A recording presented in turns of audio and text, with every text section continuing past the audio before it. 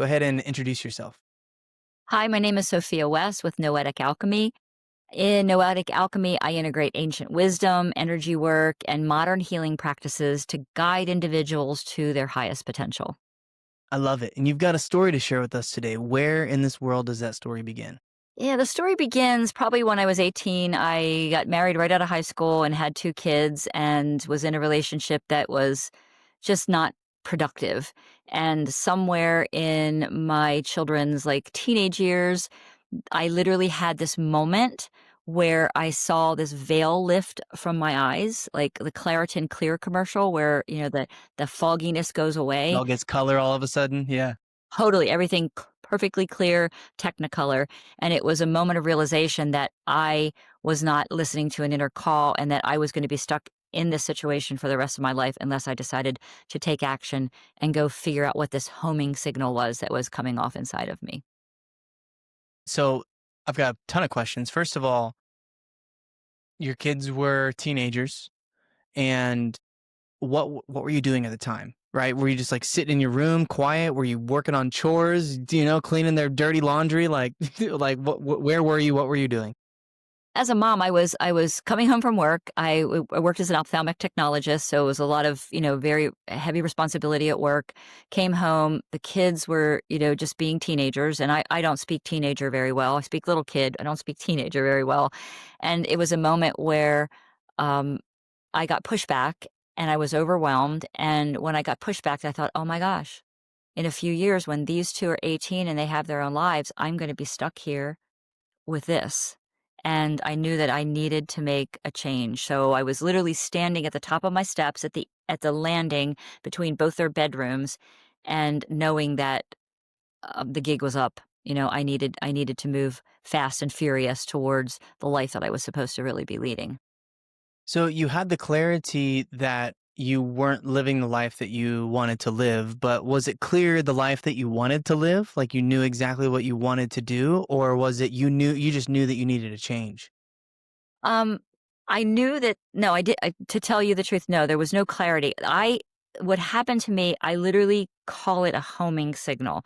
Something inside was this deep gnaw that I wasn't where I was supposed to be in life, and then I needed to wake up. Like, it was literally this just overwhelming pressure inside, and from that moment forward, I just was ravenous. I went through every self-help book, I went to every class, every course that I could collect to try to, bring pieces of myself back together, and technically, I really wasn't bringing anything back together, it all was really there. I was just taking these keys and unlocking and exposing that inner wisdom that I just couldn't connect to up until that point, until I made that decision to do something for me.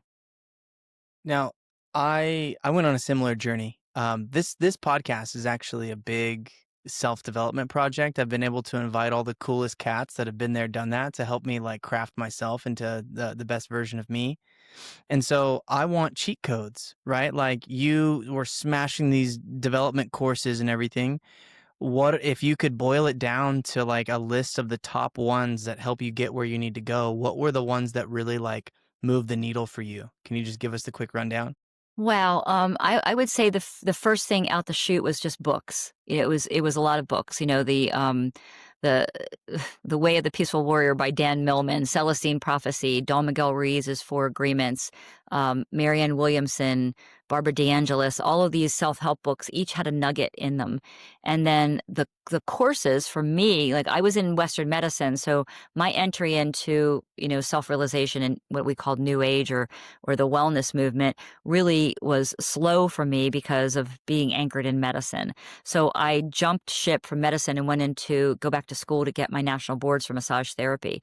And believe it or not, working and learning massage therapy was really cathartic. It helped me feel better in my body. It helped me feel more confident with myself.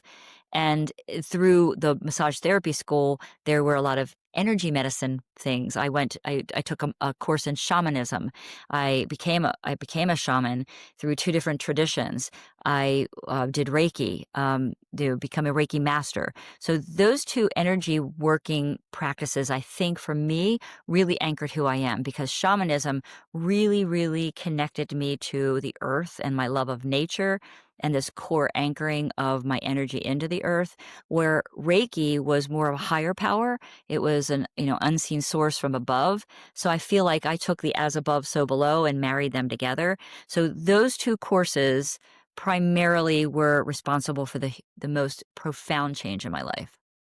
You've given us a library of resources, and I just finished reading the Four Agreements for the second time. I read it in high school, and it didn't resonate at the time. I was just a leaf in the wind at that point. Yeah.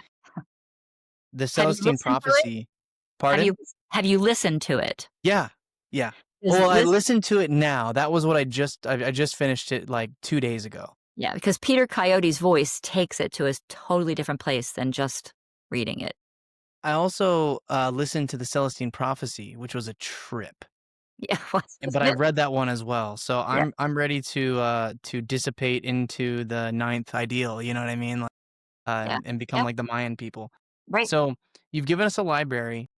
You've got this experience in shamanism and Reiki and Western medicine, which is a cool little intersection, right? To be able to draw from those industrialized concepts. But if you were to take somebody who was at the top of the landing in between their two teenagers' rooms, with all the experience that you have now, where would you point them first? What would you tell them to go and do?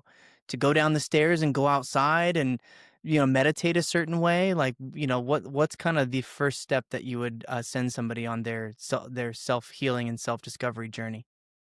As crazy as it sounds, I would say go look in the mirror. Go look in the mirror and talk to yourself. And, find out, what you're feeling in the moment. That you really don't know where to go. There is no one specific place to go. The connection to a higher self into the path that you're supposed to be on can be as simple as going over and flipping the light switch. It can be that simple, but it's not that easy to find that. So I think the first thing is to go and look at yourself in the mirror, tell yourself you're worthy, tell yourself that whatever you're feeling inside is valid because we're human and feeling all of these emotions needs to be validated. We need to feel comfortable in our skin and comfortable feeling the emotions. Not saying I'm giving you permission or anybody else permission to go use their emotions on other people, but it's okay to feel these things and allow ourselves to work with that. And when you look in the mirror and you say to yourself, "Who are you and what do you want to be?" I am going to put some money down on the table and say that I bet you hear an answer back. I bet you if you ask yourself, who are you and where do you want to go? Some vision, some picture, some maybe impression, or some sensation or words you'll hear an answer. I had another fellow podcaster, Janine Bellinger, on the show, and she said that she had this strong semi-vocal, she could like hear it. You're gonna write a book, right? It was this like little spirit around her. You're gonna write a book. And then she was like, I don't want to do that. And then it was like 10 minutes later, you're gonna write a book. You're going to do it. So it sounds like that's the type of insight. Were you able to hear that? And what did it tell you to do? Yes, I was able to hear that. So just to give you a little bit of a real quick background, you asked me when the pivotal moment was. Really, when I was 3 years old, I was talking to God, and I didn't know who God was. We didn't talk about God in our house. So I was talking to God. I had no idea what that was, and I was very open and empathic, and I could feel things. And when I was like 9 and a half, 10 years old, my sister, one of my oldest sister died of Hodgkin's disease, and no one told me she died, and I knew it. I knew everything. I knew I could feel it. I could feel everything. People came into the house, and no one told me. I lived in an age where, kids were seen and not heard, that kind of thing. And so I shut down. In that moment, I shut down. So I always had a connection, but I chose to shut down in that moment because it felt too raw and too scary. So to answer your question, yes, I hear things all the time. I don't like hear like I'm talking to you, but I'll be driving down the car and I'm like, I hear that I need to go this way down the road instead of the way I think I'm supposed to go, and I listen. I've learned to listen because if I don't listen, usually something comes up on the other side of that isn't at my highest benefit. But I get impressions. Sometimes I get like pictures in my mind. And sometimes it is what you just said about the last person that you had on the podcast, where I clearly hear, you need to do this. And it's very profound and it happens all the time. But if that happens when our human self gets out of the way, surrenders and allows our highest self to be the one taking the wheel. How do you make it so that you are, number one, more receptive to those impressions? Because there's a lot of people that I've talked to who say that they've never heard, they've never felt, they have none of that the spiritualness in them. How would you set somebody up for success to give them the highest likelihood of being able to tap into that? And my follow-up question is, how do you make sure that those impressions actually get followed through on and you align yourself to those things? You mentioned getting out of the way. I've found personally, right, uh, writing it down is huge. Um, and if I tell people about something that I'm going to do, I get the dopamine hit when they're like, "Wow, that sounds so amazing." And I've had to tell them now, like, "No, the reason that I'm telling you is because I need an accountability partner. Like, you need to kick my ass if I don't actually get it done." And so, how do you get people more in tune with that intuition, and how do you make it happen? Well, for me, it happened when I started. I took the one course that I took, not at the very beginning that you had asked me for before, but when I took, further into my work, was the book on ancient wisdoms, the Atlantean ancient wisdoms. So I took that course of study, which is 54 lessons, and it's a building block of a remembering of who we are. So each lesson builds upon the other, and there's some simple, stupid lessons like seeing auras or telekinesis, and then they build and they get harder and they get stronger and they all come coalesce and come together and really allow us to remember who we are. So that's the course I took, and it's the course I teach right now. It's the Atlantean Book of Wisdom. And so I would point people to that because that is truly what's already in here. It's not like I'm teaching you anything different. It's not like anybody taught me anything different. We are already soul encoded with these wisdoms. It's just through societal programming, familial programming, and just self talk, we've forgotten who we are. And the key to all of this is to remember who you are. So when people work with me, I'm giving them the keys. To keys to unlock what's in here. Because any teacher, any course, any book, it's just a bunch of mental mechanisms to allow us to remember what's actually here. So the power's in here. That's why I call myself a guide instead of a healer, because the person who comes to me is the healer. They heal themselves. I heal myself. I'm responsible for my path. So by helping support people and empowering them and holding space for them, they can find the path to their true self and remember who they are. And through those Atlantean wisdoms, I believe that's the first course of action. They're super simple. I would love to I would love to be taught one, and then I wanna know, now that you have these adult children, right? Because 'Cause you've been on this journey for a little while now, um, how has it translated to them? How have you been able to so, like, for instance, I was born and raised Mormon, so I had to undo a lot of Mormonness, and, it was a real hassle. I had to, like, I had to really discover everything for myself, and I had to have some hard conversations with my parents. And thinking about raising my kids without what I had, right? I had a really good upbringing. It was great. It was based on nice Christian morals and it wasn't like over the top. I'm trying to now like raise my sons to not be Mormon. I don't think that's the right course of action. But I also like want them to have all the good stuff and to create frameworks and to like give them the best chance possible. So I'm curious how that translates over to your children, right? How you've managed to take this dramatic change in your life, like literally a different, medical route, and distill them to that. And if they were receptive to it, and how to make them maybe even not force them, but how to help them get some of these same insights as you. How do you teach those lessons without them being like, "Oh, whatever, mom"? And then can you take me through one of these building blocks? Just one that, comes to mind? Sure. So let me answer your first part of the question first. I don't tell them anything. I give them space to be who they want to be. I've never forced any of it on them. I have shown them the door. I have told them what I do. They know what I do. And all of them, every single one of them, I have three. I have a 44-year-old, going to be 44, going to be 45-year-old this year, and a 19-year-old.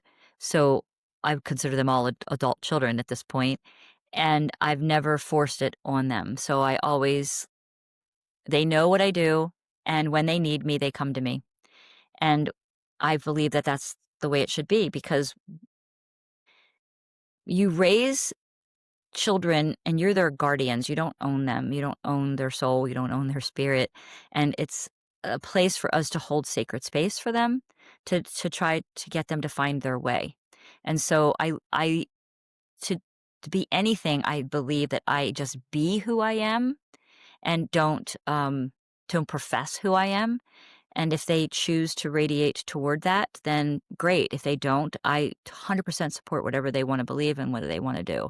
So that part is kind of foreign for some people, because they want their kids to do this, they want their kids to do that. I mean, I raised them Catholic.